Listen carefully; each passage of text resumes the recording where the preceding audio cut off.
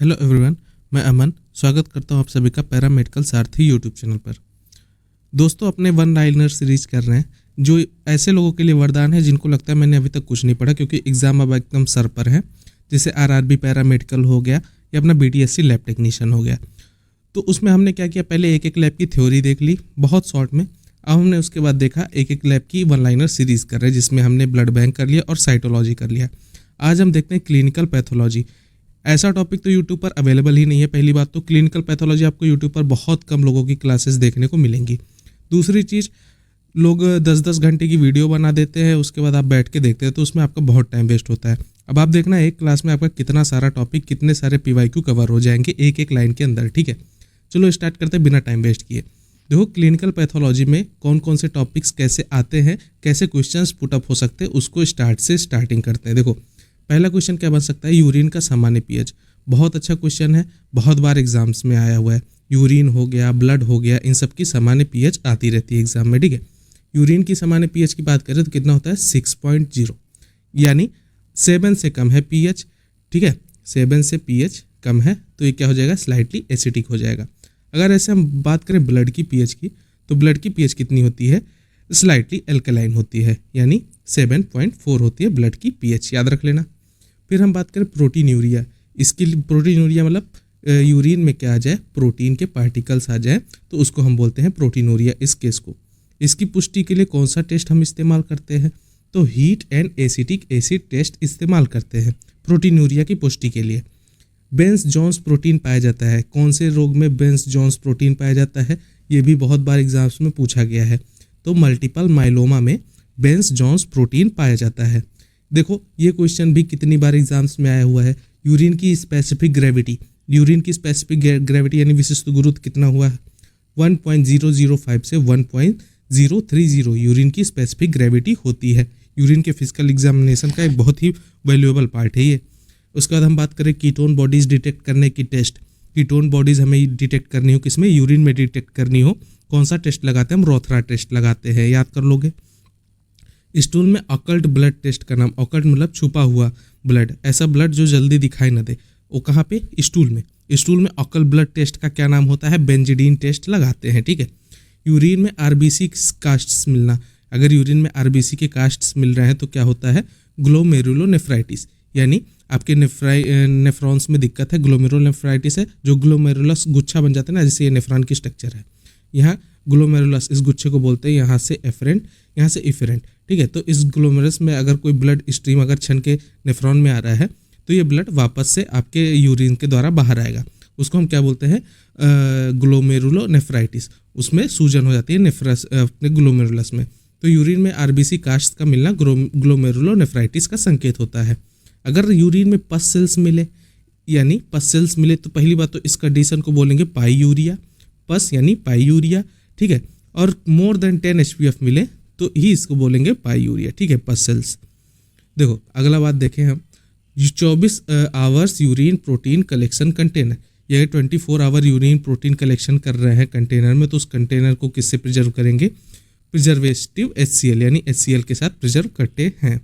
Mid stream urine sample is best for, देखो stream sample urine का normal colour of normal urine कैसा होता है, स्ट्रॉ कलर यानी हल्का पीला होता है। स्पेसिफिक ग्रेविटी हमने देख ली 1.005 से 1.030। प्रोटीनूरिया के कन्फर्मेटरी टेस्ट, जो प्रोटीनूरिया होता है यानी प्रोटीन आ रहा है तो उसके लिए कन्फर्मेटरी टेस्ट क्या होता है, सल्फोसैलिक एसिड टेस्ट, यानी सल्फोसैलिसिलिक एसिड टेस्ट लगाते हैं प्रोटीनूरिया की जांच के लिए। यूरिन में शुगर की जांच, यानी यूरिन में शुगर की जांच कर रहा हूँ, यूरिन शुगर टेस्ट, तो हम बेनेडिक्ट सॉल्यूशन टेस्ट लगाते हैं। हमने देखा था 5 कलर आए थे, ट्रिक भी मैंने बताया था विबग्योर से। विबग्योर जैसे क्या होता है, ये जैसे हमें इंद्रधनुष में जो 7 कलर होते हैं उसको याद करने की ट्रिक होती है विबग्योर। इसमें से क्या आप करोगे, VI गायब कर दो, फिर क्या बचा, ब्लू, ग्रीन, ऑरेंज, रेड। ठीक है, ये ऐसा कलर दिखाई देता है। रेड जैसे बहुत ज़्यादा होगा तो शुगर बहुत ज़्यादा हाई होता है, ये बेनेडिक्ट टेस्ट में पाया जाता है। कीटोन बॉडीज़ की जांच करनी हो तो हमें रूथरा टेस्ट लगाएंगे, शुगर की जांच करनी हो तो बेनेडिक्ट टेस्ट लगाएंगे, और प्रोटीनूरिया की जांच करनी हो तो सल्फोसैलिक एसिड टेस्ट लगाएंगे, याद कर लोगे। बाइल साल्ट्स की जांच करनी हो तो हे सल्फर पाउडर टेस्ट लगाएंगे। बाइल पिगमेंट की बात करनी हो, देखो साल्ट अलग चीज़ है, पिगमेंट अलग चीज़ है। अगर पिगमेंट की बात करें तो फॉसेट टेस्ट लगाएंगे, अगर बाइल साल्ट की बात की जाए तो हेज सल्फर पाउडर टेस्ट लगाएंगे। ऑकर ब्लड टेस्ट इन स्टूल हमने देख ही लिया। बेंजीडीन और ग्लूइक एसिड टेस्ट लगाएंगे। आरबीसी कास्ट क्या इंडिकेट करता है? ग्लोमेरुलोनेफ्राइटिस इंडिकेट करता है। अगर डब्ल्यूबीसी कास्ट आए तो ये क्या इंडिकेट करेगा? पाइलोनेफ्राइटिस इंडिकेट करेगा। याद रख लेना, आरबीसी कास्ट ग्लोमेरुलोनेफ्राइटिस और डब्ल्यूबीसी कास्ट पाइलोनेफ्राइटिस इंडिकेट करेगा। इपिथेलियल सेल कास्ट क्या इंडिकेट करेगा? Tubular necrosis. ठीक है, एपिथेलियल सेल नेक्रोसिस का मतलब सेल डेथ, तो एपिथेलियल सेल जो है वो कास्ट क्या इंडिकेट करेगा? Tubular necrosis. Urine collection for culture, हमने अभी देखा कि मिड स्ट्रीम यूरिन लेते हैं यूरिन कल्चर के लिए। ठीक है, mid stream clear catch specimen. ठीक है, 24 आवर यूरिन कलेक्शन में होने वाला प्रिजर्वेटिव हमने देखे हाइड्रोक्लोरिक एसिड यानी HCl का इस्तेमाल करते हैं। बेंच जॉन्स कहाँ पाया जाता है? मल्टीपल माइलोमा में पाया जाता है। पाईयूरिया में क्या होता है? पस सेल जो होता है वो मोर देन 10 HPF हो जाता है, इसको पाईयूरिया बोलते हैं। अच्छा, स्टूल टेस्ट के लिए जो फैट के लिए इस्तेमाल किया जाता है, कौन सा स्टूल टेस्ट करते हैं? उसमें सूडान 3 स्टेन करते हैं। स्टेनिंग याद रखना। एक और टेस्ट होता है ऑयल ओ रेड। ठीक है, ये भी हमने बताया था। जो देखो मैंने स्टेनिंग की एक अलग से पूरी वीडियो बना दी है। ठीक है, उसमें जितने भी स्टेनिंग है अपने LT में उसको मैंने एक वीडियो में कवर कर रखा है। उसको आपको मेरे टेलीग्राम चैनल पर मिल जाएगा, यूट्यूब चैनल पर भी मिल जाएगा। ठीक है, उसमें क्या था? ऑयल ओ रेड जो था। ठीक है, उसमें जो ऑयल का हमने बताया था ट्रिक आपको। ठीक है, वो ऑयल का टेस्ट मैं ट्रिक बताया था। ऑयल का कैसे रिलेट होता है फैट से, तो ऐसे आप याद कर लोगे। हम ऑयल खाते हैं तो फैट बढ़ता है, तो फैट का जो भी कहीं भी आ जाएगा तो ऑयल रेडो स्टेन या सूडान 3 स्टेन इस्तेमाल करते हैं। स्पर्म काउंट की जांच के लिए देखो कलेक्शन टाइम क्या होता है? 2 to 7 डेज ऑफ एब्सिटेंस। ठीक है, याद कर लोगे। क्लॉटिंग टाइम देखो CT और BT, ये बहुत इंपॉर्टेंट है, कई बार एग्जाम में आया हुआ है, स्टार कर लेना। क्लॉटिंग टाइम की सामान्य सीमा क्या होती है? 4 से 10 मिनट होती है। ऐसे ही अगर हम बात करें ब्लीडिंग टाइम यानी BT की बात करें तो 1 से 6 मिनट होती है। ठीक है, ESR की सामान्य दर क्या होती है? ठीक है, यानी इरिथ्रोसाइट सेडिमेंटेशन रेट। कई बार तो फुल फॉर्म पूछ लेता है, तो इरिथ्रोसाइट सेडिमेंटेशन रेट बोलते हैं इसको, याद कर लेना। इसकी सामान्य दर की बात करें तो हम पहली बात तो किस में करते हैं? दो ट्यूब होते हैं, एक वेस्टर्न ग्रेन होता है, एक विंट्रोब होता है। विंट्रोब या कैसे याद रखोगे? एक देखो एक तरफ से क्लोज होता है, एक ट्यूब दोनों तरफ से ओपन रहता है। अब एग्जाम में कई बार क्वेश्चन आता है कौन क्लोज है कौन ओपन है, तो इसका मैं एक ट्रिक बता रहा हूँ, आप जिंदगी में नहीं भूलोगे। देखो हुक होता है विंट्रोब। ठीक है, तो इसमें जो O आ रहा है ये कैसा आ रहा है? जैसे क्लोज ऐसे बोल रहे हैं, कुछ ऐसा नहीं प्रिटेंड कर रहा है। जो O है वो क्लोज से मैच कर रहा है, तो जो विंट्रोब होता है वो एक तरफ से क्लोज होता है। और वेस्टर्न गेन देखो, वेस्टर्न कहीं फैसा न जाए तो काफ़ी ओपन सा ऐसा माइंड में आता है, तो ये दोनों तरफ से ओपन होता है। अब विंट्रोब वेस्टर्न गन में कभी कंफ्यूज मत होना। तो ESR की नॉर्मल दर क्या होती है? पुरुष में 0 से 15 mm प्रति घंटे और महिलाओं में 0 से 20 mm प्रति घंटे होती है। अच्छा, यूरिन में टर्बिडिटी आ जाए यानी टर्बिड हो जाए यूरिन, तो उसका मुख्य कारण क्या है? पस सेल्स या फॉस्फेट, इनकी वजह से यूरिन टर्बिड होता है। नेफ्रोटिक सिंड्रोम किस में पाए जाते हैं? प्रोटीनूरिया में, हाइपोएल्बुमिनिया में, एडिमा में और लिपिडोयूरिया में नेफ्रोटिक सिंड्रोम पाए जाते हैं। माइक्रोस्कोपिक एग्जाम में ट्रिपल फॉस्फेट क्रिस्टल कहाँ दिखते हैं? एल्कलाइन यूरिन में दिखाई देते हैं। स्टूल में म्यूकस एंड ब्लड इंडिकेट क्या इंडिकेट करता है? स्टूल में अगर म्यूकस पाया जाए या ब्लड पाया जाए तो ये क्या इंडिकेट करेगा? अमीबोइक डिसेंट्री। डिसेंट्री मतलब पेचिस, तो ठीक है, अमीबा की वजह से अगर पेचिस हो रहा है तो उसमें क्या दिखेगा? स्टूल में म्यूकस और ब्लड इंडिकेट दिखाई देंगे स्टूल में। यूरिन की माइक्रोस्कोपिक एग्जाम के लिए कौन सा सैंपल लेते हैं हम? तो फर्स्ट मॉर्निंग से अभी हमने बताया था, एक मिड स्ट्रीम किसके लिए ले रहे थे? यूरिन की कल्चर के लिए। ठीक है, अगर हमें फर्स्ट मॉर्निंग सैंपल लेंगे तो वो माइक्रोस्कोपिक एग्जाम के लिए लेंगे, और कल्चर के लिए हम कौन सा लेंगे? मिड स्ट्रीम सैंपल लेंगे, याद कर लेना। ठीक है, यूरिन में क्लॉट क्या इंडिकेट करेगा? Lower urinary tract bleeding indicate करेगा। यूरिन में अगर क्लॉट्स आ रहे हैं तो वो लोअर यूरिनरी ट्रैक्ट में ब्लीडिंग हो रही है, ऐसा यूरिन इंडिकेट करेगा। यूरिन में बिलिरुबिन की जांच करनी हो तो हमने अभी बताया था फॉस्फेट टेस्ट या गैमलिन टेस्ट लगाएंगे। यूरिन में नाइट्राइट टेस्ट क्या इंडिकेट करेगा? बैक्टीरियल इन्फेक्शन को इंडिकेट करेगा। स्टूल कंसिस्टेंसी इन स्टेटोरिया में यूरिन स्टूल कंसिस्टेंसी क्या बताएगा? कैसा होता है कंसिस्टेंसी? ऑयली होती है, बल्की होती है और फॉल स्मेलिंग होती है। यूरिन यूरोबिलिंजेंस कब इंक्रीज हो जाता है? हीमोलिटिक एनीमिया में। हीमोलिटिक जब एनीमिया होगा उसमें यूरिन यूरोबिलिनोजन इंक्रीज हो जाएगा। यूरिन कलर, अच्छा देखो यूरिन का जब कलर हमने अभी कलर देखा, नॉर्मली कलर कैसा होता है तो स्ट्रॉ येलो होता है, यानी पीला, हल्का पीला होता है। अगर इसमें क्या हो जाएगा, डार्क ब्राउन ब्लैक कलर दिखे, डार्क ब्राउन दिखे या ब्लैक कलर दिखे तो इस स्टेज को हम बोलेंगे एल्केप्टोनूरिया। एल्केप्टोनूरिया में यूरिन कलर डार्क ब्राउन या ब्लैक दिखाई देता है। क्रिस्टल्स इन एसिडिक यूरिन, अगर यूरिन में एसिडिक यूरिन में क्रिस्टल्स दिखाई दे रहे हैं, ये कौन कौन से कंडीशंस में दिखाई दे सकते हैं? या तो यूरिक एसिड बढ़ा हो, सिस्टीन्स या कैल्शियम ऑक्सीलेट, इनके क्रिस्टल्स आपको दिखाई दे सकते हैं एसिडिक यूरिन में। यूरिन टेस्ट स्ट्रिप में ल्यूकोसाइट स्टेरेज का क्या मतलब होता है? यानी इन्फेक्शन। ल्यूकोसाइट स्टेरेज अगर यूरिन टेस्ट स्ट्रिप में आए तो इसका मतलब इन्फेक्शन है। यूरिन में सबसे कॉमन एबनॉर्मल कंस्टिट्यूएंट, यूरिन में सबसे पहली बात तो प्रोटीन नहीं पाया जाता, ठीक है, प्रोटीन नहीं पाया जाता। अगर प्रोटीन पाया जा रहा है तो इसको बोलते हैं सबसे एबनॉर्मल, सबसे कॉमन एबनॉर्मल कंस्टिट्यूएंट, ठीक है, प्रोटीन यूरिन में, याद रख लेना। स्टूल एग्जामिनेशन में चारकॉट लाइडेन क्रिस्टल्स कब दिखाई देते हैं? पैरासिटिक इन्फेक्शन होता है तो ये दिखाई देते हैं चारकॉट लाइडेन क्रिस्टल्स स्टूल एग्जामिनेशन में।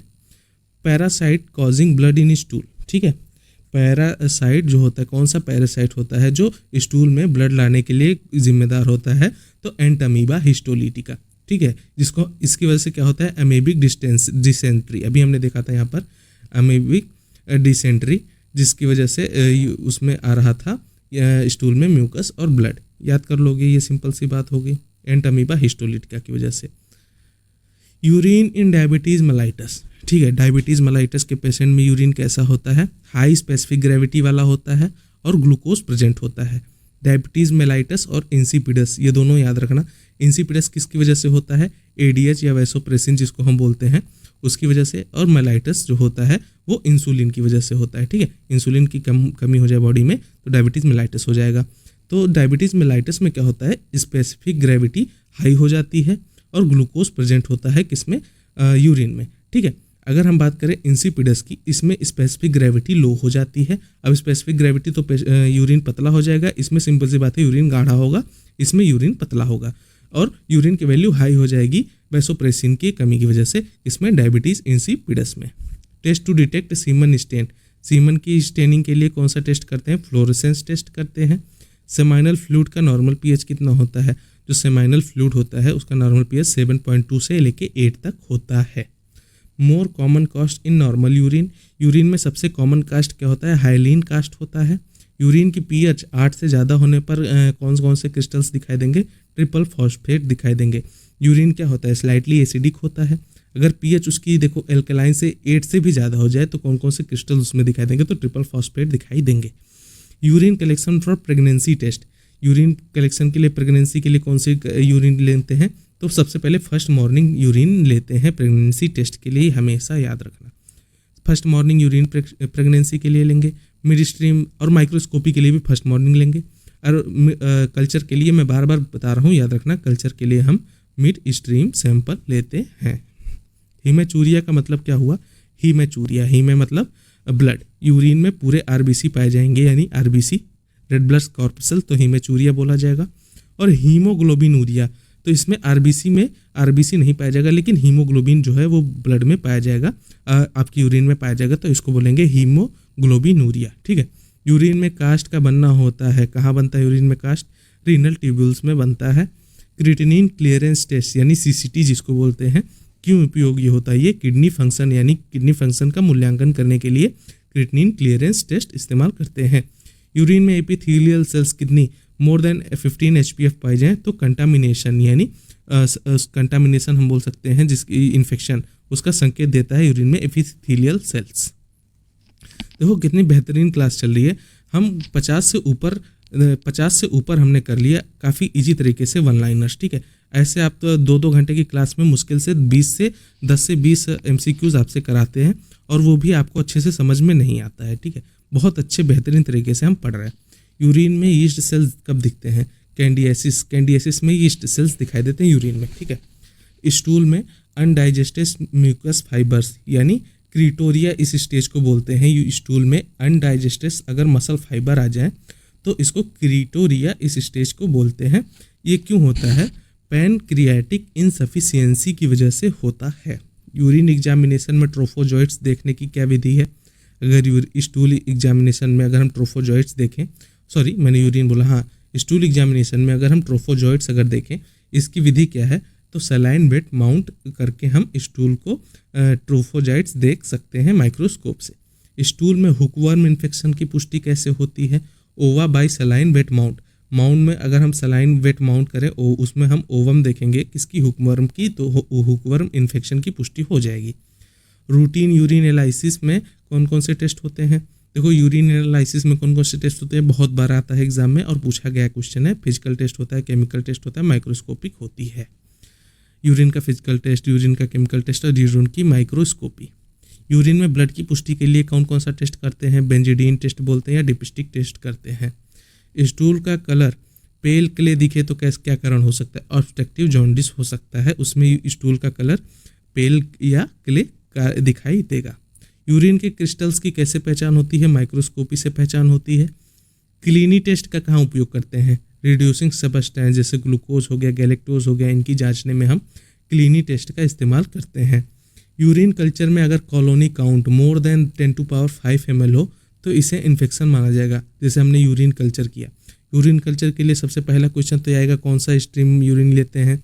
तो मिड स्ट्रीम लेते हैं। मैं बार बार बता रहा हूँ क्योंकि आया हुआ क्वेश्चन है, कई बार आया हुआ है मिड स्ट्रीम, ठीक है।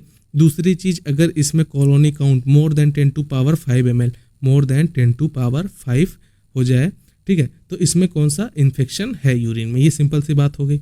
अब एक एक करके देखते हैं टॉपिक वाइज क्वेश्चन। जैसे हमने हो गए बॉडी फ्लूइड्स।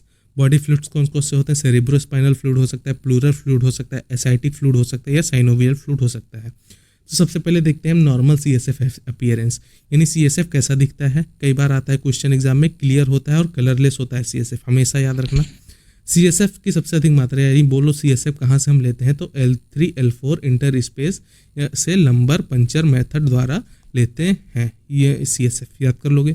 CSF में एलिवेटेड प्रोटीन और लो ग्लूकोज क्या इंडिकेट करता है? बैक्टीरियल मेनिंजाइटिस, ठीक है, बहुत बार ये भी एग्जाम में आया हुआ है। CSF में एलिवेटेड प्रोटीन और लो ग्लूकोज क्या इंडिकेट करता है? बैक्टीरियल मेनिंजाइटिस इंडिकेट करता है। प्लूरल फ्लूइड में न्यूट्रोफिल्स बढ़े हों तो इसको एक्यूट इन्फेक्शन बोलेंगे, ठीक है। एसाइटिक फ्लूइड में, ये क्वेश्चन बहुत बार आए हो, ठीक है। एसाइटिक फ्लूइड में साग का पहली बात तो फुल फॉर्म कई बार एग्जाम में पूछा हुआ है। इसका फुल फॉर्म है सीरम एसाइड्स एल्ब्यूमिन ग्रेडियंट, यानी साग कितनी हो? मोर देन 1.1 ग्राम पर DL हो तो इसको पोर्टल हाइपरटेंशन नाम देते हैं। साइनोवियल फ्लूइड एनालिसिस में क्रिस्टल्स कब देखे जाते हैं? Gout disease. पहली बात तो समझो साइनोवियल फ्लूइड कहाँ पाया जाता है, तो ये घुटने में पाया जाता है, ठीक है, घुटने में पाया जाता है। अब गाउट जो डिजीज़ है वो भी घुटने से संबंधित डिजीज़ है, तो ऐसे याद कर लोगे गाउट, यानी उसमें यूरिक एसिड बन जाता है। कई बार तो एग्जाम में यही क्वेश्चन आया है कि यूरिक एसिड के क्रिस्टल्स कहाँ दिखाई देते हैं? तो गाउट डिजीज़ में दिखाई देते हैं। वो भी साइनोवियल फ्लूइड एनालिसिस में क्रिस्टल्स देखे जाते हैं, और वो क्रिस्टल किसके होते हैं? यूरिक एसिड के क्रिस्टल्स होते हैं। RFT से हम क्वेश्चंस की बात करें, यानी किडनी फंक्शन टेस्ट से हम बात करें, तो सीरम क्रेटिनिन की सामान्य मात्रा, ये भी बहुत बार एग्जाम में आया हुआ है, 0.6 से 1.3 mg/dl। ये जो देखो रेंज की जो है बात करें तो इसकी हमने एक अलग से वीडियो बना दी, यानी जितने भी टेस्ट आपके LT में, उनकी नॉर्मल रेंज क्या है, उसकी लैब वैल्यूज़ की वो भी ट्रिक के साथ कैसे आप याद करना है, वो भी ट्रिक के साथ मैंने बता दी। उसकी भी वीडियो मेरे चैनल पे है, उसको भी चेकआउट जरूर कर लेना। RFT की बात करें तो सीरम क्रेटिनिन की सामान्य मात्रा 0.6 से 1.3 mg/dl है। बर्न की बात करें, बर्न का full form blood urea nitrogen, इसकी सामान्य सीमा 7 से 20 mg/dl। क्रिएटिनिन क्लियरेंस टेस्ट यानी CCT कब करते हैं? GFR नापने में। और यूरिया क्रिएटिनिन का रेशियो मोर देन 20:1 हो जाए तो प्री रीनल कॉज होगा। देखो अब तक का वीडियो अगर आपको पसंद आ रहा हो तो वीडियो को फटाफट से लाइक, शेयर और चैनल को सब्सक्राइब कर देना, क्योंकि बहुत मेहनत कर रहे हैं आपके साथ, एग्जाम पास में है और इस तरह से कोई पढ़ा भी नहीं रहा है। नॉर्मल सीरम का क्या वॉल्यूम होता है? 2 से 5 ml होता है। देखो सीरम एनालिसिस की बात करें आगे हम, तो सीमन एनालिसिस में पहली चीज़ तो सीमन का नॉर्मल वॉल्यूम कितना होता है? 2 से 5 ml। स्पर्म मोटेलिटी की जांच कब करनी चाहिए? 30 से 60 मिनट के अंदर ही कर लेनी चाहिए हमें स्पर्म मोटेलिटी की जांच। नॉर्मल स्पर्म काउंट, ये भाई बहुत बार एग्जाम में आया हुआ है, मोर देन 15 मिलियन पर ml होनी चाहिए normal sperm count. Semen liquefaction time, ये भी इंपॉर्टेंट है। सीमन लिक्विफिकेशन टाइम कितनी? 20 से 30 मिनट होनी चाहिए। और सीमेन की पीएच 7.2 से 8 होनी चाहिए, ये भी इंपॉर्टेंट। तो ये तीनों लाइन बहुत इंपॉर्टेंट है, याद कर लेना सीमेन एनालिसिस से, ठीक है। आगे हम बात करें मिसकेलेनियस यानी मिश्रित क्वेश्चंस की बात करें तो ईएसआर कब बढ़ता है। हमने कई बार देखा है इन्फ्लामेशन हो या इन्फेक्शन हो तो उसमें इरिथ्रोसाइट सेडिमेंटेशन रेट बढ़ जाता है, ठीक है, इंक्रीज हो जाता है। ब्लीडिंग टाइम कब बढ़ता है, बीटी कब बढ़ेगा, प्लेटलेट डिसऑर्डर में, ठीक है। उसमें क्या होगा, प्लेटलेट डिसऑर्डर है तो प्लेटलेट क्या करता है, ब्लड को क्लॉट करता है। अब प्लेटलेट ही डिसऑर्डर हो जाएगा, कुछ दिक्कत हो जाएगी, प्लेटलेट नहीं बनेगा तो क्लॉटिंग नहीं होगी, इसकी वजह से ब्लीडिंग टाइम बढ़ जाएगा, सिंपल सी बात है। क्लॉटिंग टाइम कब बढ़ेगा, ठीक है। हीमोफीलिया में क्या होता है, जेनेटिक डिसऑर्डर है, ठीक है। इसको रॉयल डिजीज़ भी बोलते हैं, क्यों, क्योंकि इंग्लैंड की जो प्रिंसेस थी महारानी विक्टोरिया, उनको ये डिजीज़ थी, तो उसकी वजह से इसको हम रॉयल डिजीज़ बोलते हैं हीमोफीलिया को।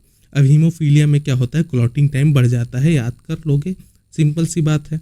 क्योंकि हीमोफीलिया में क्या होता है, कहीं भी अगर बॉडी में कट लग जाए तो वहाँ से ब्लीडिंग होती रहती है, ब्लड क्लॉट नहीं होता, तो अब यहाँ पर क्लॉटिंग टाइम ही बढ़ जाएगा, क्योंकि सिंपल सी बात है क्लॉटिंग नहीं हो रही है, ऐसे याद कर लोगे, सिंपल सी बात।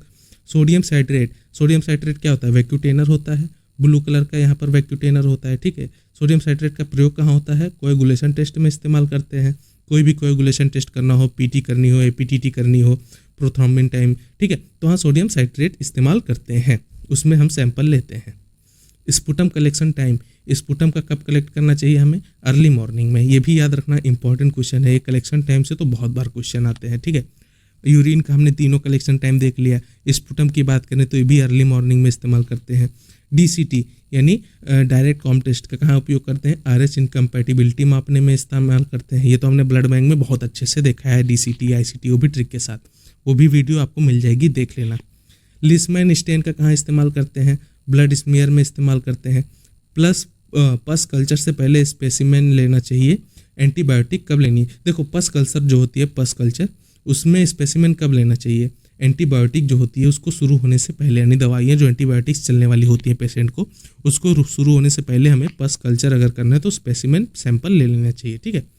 एंटीकोगुलेंट इन ईएसआर, अभी हमने बात की, एंटीकोगुलेंट की बात होगी या कोएगुलेशन टेस्ट की बात होगी तो सोडियम साइट्रेट का इस्तेमाल करेंगे। कैसा कलर होता है, ब्लू कलर या आसमानी कलर का ट्यूब होता है, आपको याद होगा, ठीक है। नॉर्मल डेयरी यूरिन आउटपुट कितना होता है, 800 से 2000 ml होता है, ये भी इंपॉर्टेंट क्वेश्चन है। यूरिन में बेंस जॉन्स प्रोटीन के लिए मल्टीपल माइलोमा, ये भी मैं 2-3 बार बता चुका हूँ क्योंकि एग्जाम में बहुत बार आए हुए, PYQ है। Bence Jones protein detection test, याद रखना, हीट टेस्ट होता है ये। Precipitate at 40 to 60 degree centigrade, अगर हीट टेस्ट 60 डिग्री पर प्रोटीन बनता है, ठीक है, और 100 डिग्री पर घुल जाता है, ये याद रखना, बहुत इंपॉर्टेंट लाइन है बेंस जॉन्स प्रोटीन के लिए। यूरिन में माइक्रोस्कोपी में आरबीसी कास्ट क्या इंडिकेट करता है, ग्लोमेरुलोनेफ्राइटिस, ये भी हमने देख लिया। यूरिन का स्पेसिफिक ग्रेविटी कब बढ़ता है, डिहाइड्रेशन या डायबिटीज़ मेलाइटिस, हमने देखा यूरिन गाढ़ा हो जाता है डायबिटीज़ मेलाइटिस में। आपने तो गांव में वगैरह जो गांव से बच्चे होंगे उन्होंने सुना भी होगा कि जो डायबिटीज़ या शुगर के पेशेंट हैं उनका यूरिन गाढ़ा हो जाता है या उनमें चीटे वगैरह लग जाते हैं, तो ऐसे भी याद कर लोगे कि स्पेसिफिक ग्रेविटी उसमें बढ़ जाती है यूरिन की, इसलिए गाढ़ा हो जाता है, ठीक है। स्पेसिफिक ग्रेविटी कितना, मोर देन 1.030 से ज़्यादा हो जाएगी, इसकी वजह से शरीर क्यों हो जाएगी, शरीर में पानी की कमी हो जाती है। स्टूल में ऑकल्ट ब्लड टेस्ट किया जाता है, हमने अभी बताया, बेंजीडीन या ग्लोइक टेस्ट किया जाता है। सीमेन एनालिसिस में एजोस्पर्मिया, ये इंपॉर्टेंट लाइन है, याद रखना, एजोस्पर्मिया का क्या मतलब होता है, स्पर्म सेल नहीं पाए जाएंगे सीमेन में। CSF में जेंथोक्रोमिया का क्या मतलब होता है, सब एरेक्नॉइड हीमोरेज, यानी खून का बहना, ठीक है। CSF में खून बहे, सब एरेक्नॉइड हीमोरेज हो तो उस स्टेज को बोलेंगे हम जेंथोक्रोमिया, याद कर लोगे। साइनोवियल फ्लूइड, यानी जो घुटने में फ्लूइड पाया जाता है वो कैसा होता है, जोड़ों में जो फ्लूइड पाया जाता है साइनोवियल फ्लूइड बोलते हैं इसे हम। कैसा होता है, क्लियर, स्ट्रॉ कलर्ड, विस्कस होता है, श्यान होता है, हिंदी में बोलें। प्लूरल फ्लूइड में ADA बढ़ा हुआ मिले तो कब बढ़ाता है, ADA कब बढ़ा होता है प्लूरल फ्लूइड में, तो ट्यूबरकुलोसिस के कंडीशंस में बढ़ा होता है। बॉडी फ्लूइड्स का बेस्ट प्रिजर्वेटिव, अगर हमें बॉडी फ्लूइड्स करना हो, जैसे CSF हो गया, एसाइटिक हो गया, प्लूरल हो गया या साइनोवियल फ्लूइड हो गया, इसको कहाँ प्रिजर्व करेंगे, सबसे बेस्ट प्रिजर्वेटिव कौन सा है, रेफ्रिजरेशन 2 से लेके 8 डिग्री सेंटीग्रेड पर प्रिजर्व करते हैं। स्पॉट यूरिन एल्ब्यूमिन टेस्ट कहाँ उपयोगी होता है, डायबिटिक नेफ्रोपैथी स्क्रीनिंग, यानी DNS जिसको हम बोलते हैं डायबिटिक नेफ्रोपैथी स्क्रीनिंग, वहाँ हम स्पॉट यूरिन एल्ब्यूमिन टेस्ट इस्तेमाल कर सकते हैं। एग्जाम्पल लेके चलो, माइक्रो एल्बुमिनूरिया है, क्या है ये, क्या कहाँ इस्तेमाल करता है, डायबिटिक किडनी रोग की पहचान में इस्तेमाल करते हैं। CSF में ग्लूकोज कम और लिम्फोसाइट ज़्यादा हो जाए तो इसको हम क्या बोलेंगे, टीबी मेनिंजाइटिस। इस कंडीशन को याद रख लेना, टीबी मेनिंजाइटिस किसको बोलते हैं, अगर CSF में ग्लूकोज कम हो जाए, लिम्फोसाइट ज़्यादा हो जाए। स्टूल की पीएच क्या जांचता है, स्ट्रिप या इलेक्ट्रोड से जांचते हैं। स्टूल की पीएच अगर हमें जांचनी हो तो स्ट्रिप मेथड से या इलेक्ट्रोड से हम स्टूल की पीएच जांच सकते हैं। मवाद यानी पस का बेस्ट ट्रांसपोर्ट मीडियम क्या होता है, स्टूअर्ड्स या एमाइंस मीडियम होता है। यूरिन के लिए 24 घंटे का कलेक्शन होता है, क्रिएटिनिन क्लियरेंस टेस्ट के लिए और प्रोटीन एस्टिमेशन करना हो उसके लिए। ये हमने देख लिया। फैट जहाँ भी वर्ड है, सूडान स्टेन या रेड ओ स्टेन इस्तेमाल करेंगे। सूडान 3 हो गया, सूडान 4 हो गया, इशू में फैट ड्रॉपलेट्स देखने के लिए। क्लू सेल्स इन वेजाइनल स्मीयर क्या इंडिकेट करेगा, बैक्टीरियल वेजाइनोलोसिस, यानी क्लू सेल्स जैसे गार्डिनेरेला एक क्या होता है, बैक्टीरिया होता है, उसकी वजह से बैक्टीरिया वेजाइनोलोसिस होती है। ये संक्रमण याद रखना, क्लू सेल्स इसमें दिखाई देते हैं वेजाइनल स्मीयर में। यूरिन कलेक्शन में प्रिजर्वेटिव क्या होता है, थाइमोल होता है या टोलुइडिन होता है। ये भी बहुत बार एग्जाम में आया हुआ है। यूरिन कलेक्शन किस में प्रिजर्व करते हैं यूरिन को हम, तो थाइमोल में या टोलुइन में प्रिजर्व करते हैं और 24 आवर कलेक्शन होता है। यूरिन में यूरोबिलिनोजन की जांच किससे की जाती है, एल्ड्रिक टेस्ट से की जाती है। ठीक है, यूरिन में यूरोबिलिनोजन इसकी जांच करनी है तो एल्ड्रिक टेस्ट से की जाती है। Anticoagulant uses for blood glucose test, anticoagulant जो ब्लड ग्लूकोज टेस्ट यानी शुगर की टेस्ट हमें करनी हो, शुगर PPBS हो, ठीक है, या फास्टिंग हो, उन दोनों के लिए कौन सा ट्यूब इस्तेमाल करेंगे, वैक्यूम इस्तेमाल करेंगे, सोडियम फ्लोराइड इस्तेमाल करते हैं, साथ में पोटेशियम ऑक्सीलेट इस्तेमाल करते हैं। पर सोडियम फ्लोराइड याद रखना कैसा ऑयल होता है, ग्रे कलर का ऑयल होता है, याद हो जाएगा। सिट्रेट एंटीकोगुलेंट का इस्तेमाल कहाँ होता है, कोगुलेशन प्रोफाइल, हमने अभी बार देखा कोगुलेशन प्रोफाइल हमें टेस्ट करनी है तो सिट्रेट को इस्तेमाल करेंगे, जैसे PTA PTT हो गया। हिपैरिन एंटीकोगुलेंट किसके लिए इस्तेमाल होता है, ब्लड गैसेज हो गए, सम बायोकेमिकल टेस्टेज हो गए, उनके लिए हिपैरिन एंटीकोगुलेंट इस्तेमाल करेंगे। वैक्यूटेनर के येलो कैप में क्या होता है, कल्चर मीडिया SPS, इसके लिए वैक्यूटेनर का कैप येलो होना चाहिए। आर्टीरियल ब्लड गैस ABG जिसको हम बोलते हैं, आर्टीरियल ब्लड गैस, इसके सैंपल के सिरिंज में क्या होती है, हेपेरिनाइज्ड सैंपल सिरिंज होती है। सिरिंज एक चीज़ याद रखना, जो आर्टीरियल ब्लड गैस ABG कहाँ से लेते हैं, आर्टरी से लेते हैं। ठीक है, अब आर्टरी में अगर हम सिरिंज में हिपेरिनाइज्ड सिरिंज नहीं इस्तेमाल करें, हिपेरिन क्या होता है, हिपेरिन जो होता है वो नेचुरल एंटीकोगुलेंट होता है। ठीक है, ये क्या करता है, अगर हिपेरिन नहीं लगाएंगे हम तो आर्टरी से अगर हम पंचर कर दिया आर्टरी तो एक बार ब्लड चालू हो गया तो फिर रोकने में बहुत दिक्कत आएगी। अब हिपेरिन क्या है, नेचुरल एंटीकोगुलेंट है, तो वो क्या करेगा, ब्लड को रोक देगा, तुरंत ब्लड के स्राव को, एक्स्ट्रा ब्लीडिंग को रोक देगा। तो ये अच्छी बात होती है हमारे लिए। ठीक है, तो ABG के लिए हिपेरिनाइज्ड सिरिंज इस्तेमाल करते हैं। फर्स्ट मॉर्निंग यूरिन सैंपल का इस्तेमाल होता है, ये भी हमने देखने, प्रोटीनूरिया या प्रेगनेंसी में हम फर्स्ट मॉर्निंग यूरिन सैंपल इस्तेमाल करते हैं। तो ये था आपका कंप्लीट क्लिनिकल पैथोलॉजी। उम्मीद करता हूँ इससे बेहतरीन लेक्चर आपने नहीं देखा होगा। अगर देखा हो तो आप मुझे सपोर्ट कीजिए, लाइक शेयर सब्सक्राइब कर दीजिए, कमेंट कर दीजिए। ठीक है, इससे आपका प्यार मिलेगा तो हमें ऐसे वीडियोस बनाने की मोटिवेशन आती रहेगी। और इसका आपको इसका PDF आपको हमारे टेलीग्राम चैनल पे मिल जाएगा, तो भी कोई टेंशन की बात नहीं है। ओके, इसी तरह के वीडियो के लिए हमारे चैनल को सब्सक्राइब शेयर और लाइक जरूर कर देना। Okay, thanks for watching.